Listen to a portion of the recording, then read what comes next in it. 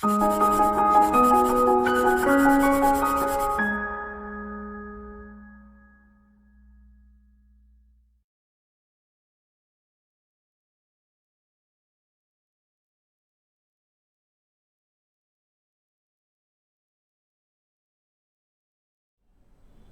friends, welcome to ProTalent and this is Nitin Parmar bringing to you session number 4 on general defenses, law of torts. Law of torts का ये हमारा चौथा video है. हमने already 3 video डाले हैं. पहले वीडियो में we gave introduction.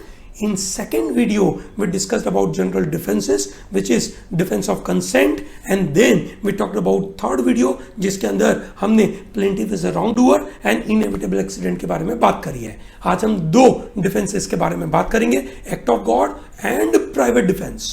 I am sure you know that what you mean bye defence. Defence का मतलब है अगर मानो किसी ने कंप्लेन करी और सामने वाला बंदा जिसकी वजह से आपको नुकसान हुआ है, ठीक है, वो बंदा ये डिफेंसेस मांग सकता है. वो बोले आपने बताया था, you gave consent for a doctor, है ना, अभी डॉक्टर आपके ऊपर ऑपरेशन कर रहा है और आपको कुछ नुकसान हुआ, ठीक है, यू कांट ब्लेम डॉक्टर. अगर डॉक्टर ने प्रॉपर ड्यू केयर किया है तो plaintiff is a wrongdoer, you yourself are a wrongdoer. आप रॉन्ग साइड से चला के आ रहे थे गाड़ी और आप बोल रहे हो कि भाई बस वाले ने मुझे ठोक दिया. That is not done. Inevitable accident, मानो कोई एक्सीडेंट ही हो गया जहां पे जो डिफेंडेंट है ही इज मतलब unable to do anything, then that is called inevitable accident. So भैया उसका तो क्या करें. Now comes two defenses called act of God and private defense. करते एक एक करके बात, है ना. What is act of God? It is popularly known as vis major. क्या बोलते हो उसको? vis major. आपने कभी पढ़ा होगा vis major, that is called act of God. It means occurrence of unexpected and unforeseen events due to natural forces. When injury results from such an act, defendant is not liable. ध्यान रखना, unforeseen event due to natural forces, unexpected and unforeseen.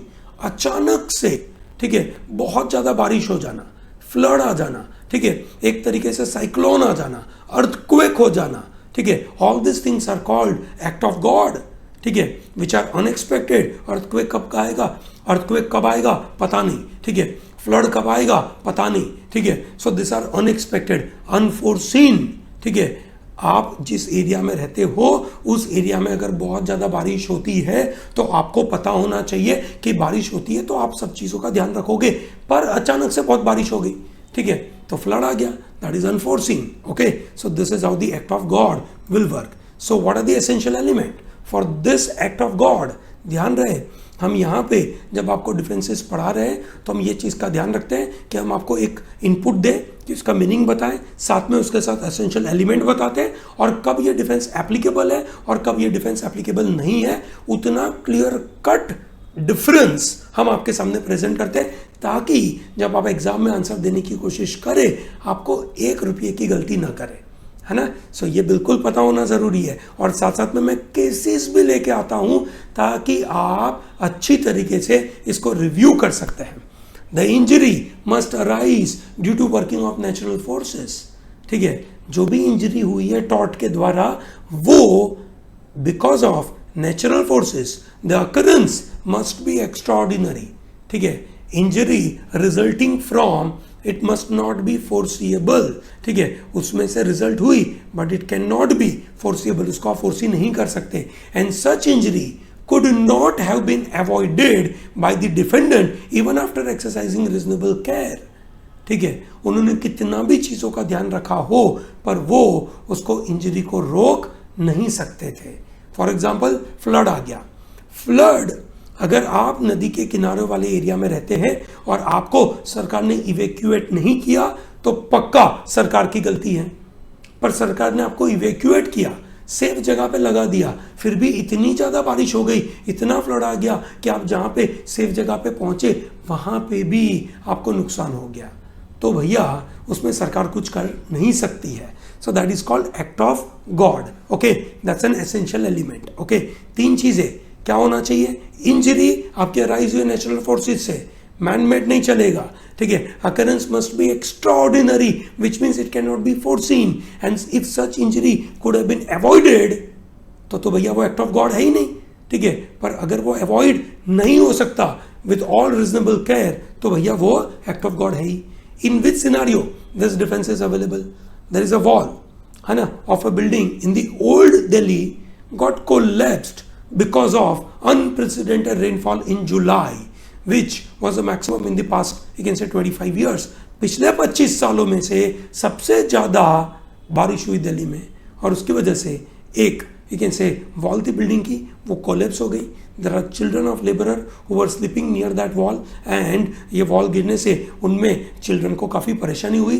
The injury was resulted due to exceptional amount of rainfall, and thereby this defence will be available कि भैया हमने तो पूरी कोशिश करी थी पर बारिश इतनी हो गई, हम क्या कर सकते हैं. But then the same scenario is happening in Assam, जहां पे रेगुलरली इतनी ज़्यादा बारिश होती है, और उस बारिश में आपने ध्यान नहीं दिया कि भाई आपकी बिल्डिंग की वॉल कोलैप्स हो सकती है, और वहाँ पे बच्चे थे और बच्चों को नुकसान हो सकता है, वो आपने ध्यान नहीं दिया, तो वो डिफेंस आपको एप्लीकेबल नहीं है.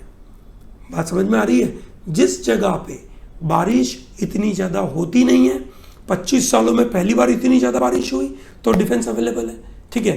पर जहाँ पे नेचुरली बारिश ही बहुत होती है, तो रीजनेबल केयर का मतलब क्या है? रीजनेबल केयर का मतलब ही यही है कि आप अपनी वॉल्स सही तरीके से बिल्ड करो ताकि वो कोलैप्स ना हो जाए. बात समझ में आ रही है? Great. So that's our defence available and defence is not available.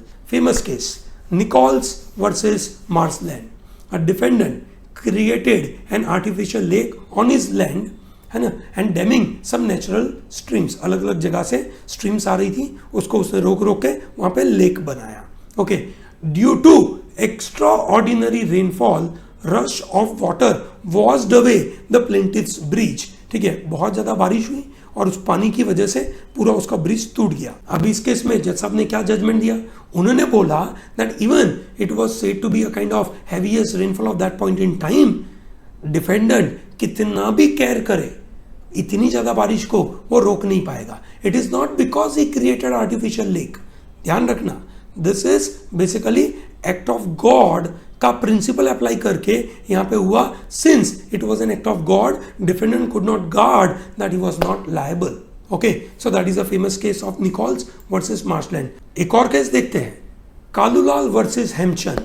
So rainfall led to collapsing of defendant's wall. In this incident plaintiff lost his children. Defendant pleaded that this was mere act of God, but there wasn't anything extraordinary, that the rain was normal.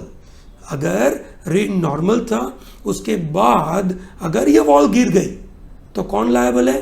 Defendant liable है. Extraordinary rain होती तो पक्का. अब यहां पे defendant ने क्या बोला? बारिश हुई, it's an act of God.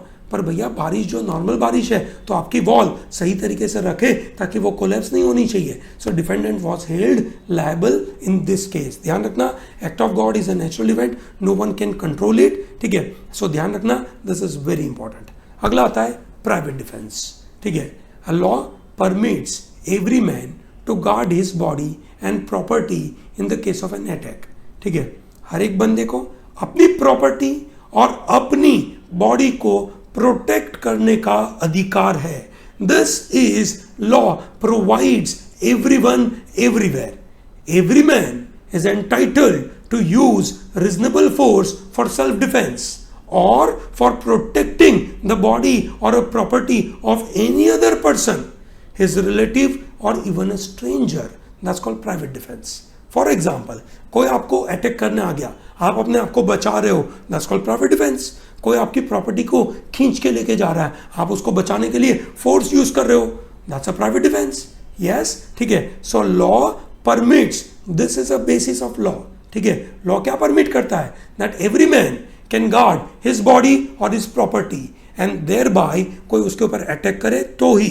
सो सबसे पहला प्राइवेट डिफेंस में क्या होगा? सामने वाले ने कुछ गलती करी होगी, आपको नुकसान हुआ, सामने वाले ने आपकी बॉडी को नुकसान करने की कोशिश करी, सामने वाले ने आपकी प्रॉपर्टी को नुकसान करने की कोशिश करी.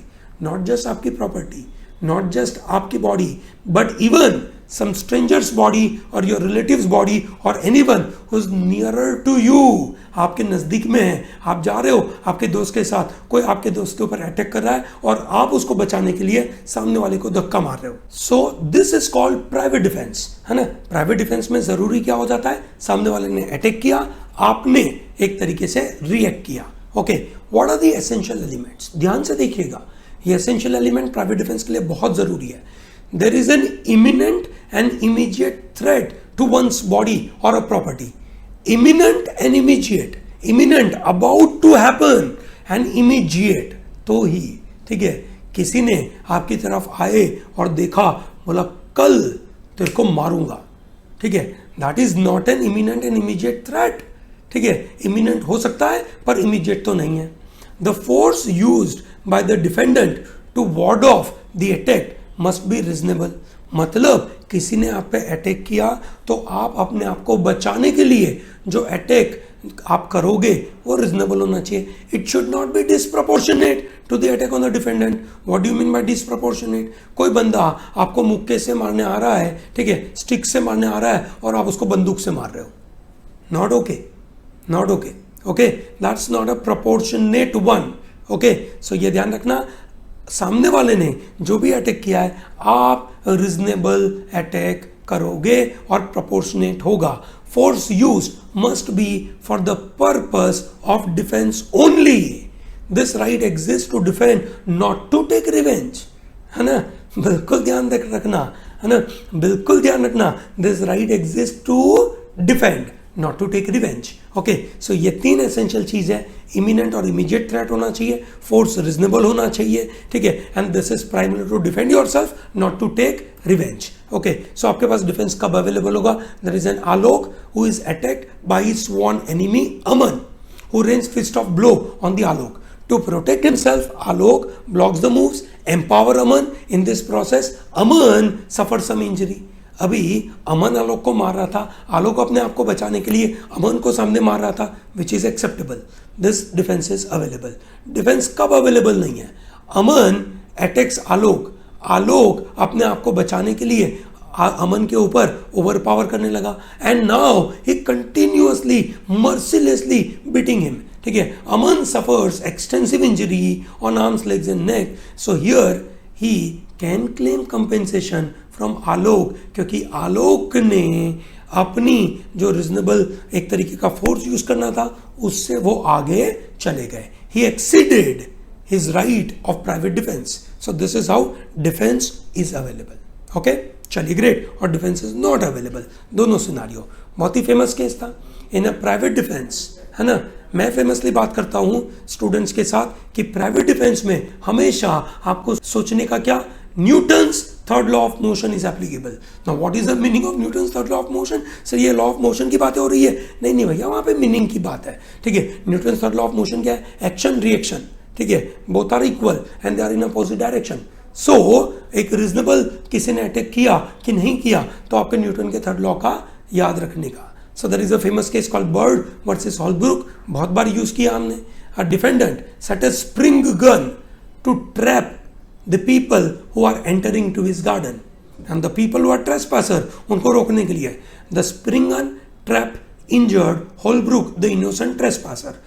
Plaintiff sued the defendant saying that कि भैया तुमने ट्रेसपासर को घुसने के लिए जो रोकना चाहिए था तो वहां पे आदमी रखना चाहिए था, तुम इस तरीके से स्प्रिंग गन नहीं रख सकते हो. You can't exceed the kind of defence you want to keep. So thereby defendant was held liable. Very famous case took place here in India. ठीक है, this is called Ramanuja Mudali versus M Gagan. So defendant laid some live wires around his house. Just imagine, उसे live wire लगा दिया. A plaintiff was a trespasser received a shock due to those live wire. He got severely injured. Since there was no warning, the defendant was held liable. ठीक है भैया, आप private defence कर रहे हो, सही बात है, पर प्राइवेट डिफेंस में आपको एक रीजनेबल केयर करनी है जो आपने नहीं करी. Another famous case called Collins versus Renison. Plaintiff went up a ladder for nailing board to wall in a defendant's garden. defendant threw him off the ladder saying that plaintiff was in his property without his permission. Plaintiff उसकी permission के बगैर आया था, इससे मैंने उस ladder को गिरा दिया. Now it can not be done. ठीक है, you have to use a reasonable force. वो एक हैंगिंग करने आया था, तो आपको उसको बोलना चाहिए भाई उतर जा. ठीक है ना, यहाँ पे आना नहीं है तुझे. इस तरीके से आप उसको रोक सकते थे. You can't remove that ladder. So thereby defendant was held liable. क्यों? Because he use force beyond a reasonable you can say situation. So let's take a very famous case called Creswell versus Siri. ठीक है, एक जो defendant था, ठीक है, वो अपने भेड़ बकरियों को लेकर जा रहा था और उतने में सामने प्लेंटिफ का एक डॉग आया, उसने इनके ऊपर अटैक करने का चालू करा, है ना. सो वो जब उसको चेस कर रहा था तब उसने गोली नहीं मारी. जब उनके ऊपर अटैक करना चालू किया, so he can say put a gun on him. And तब सामने डिफेंडेंट ने बोला कि भैया ये क्या डॉग तुम्हारे शिप्स को पकड़ने जा रहा था, तुमने गोली मारी, ये रीजनेबल तरीका नहीं है, गोली नहीं मार सकते थे. तब उसने बोला भैया ये तो मैं उसको कोई भी तरीके से रोक नहीं पाऊंगा.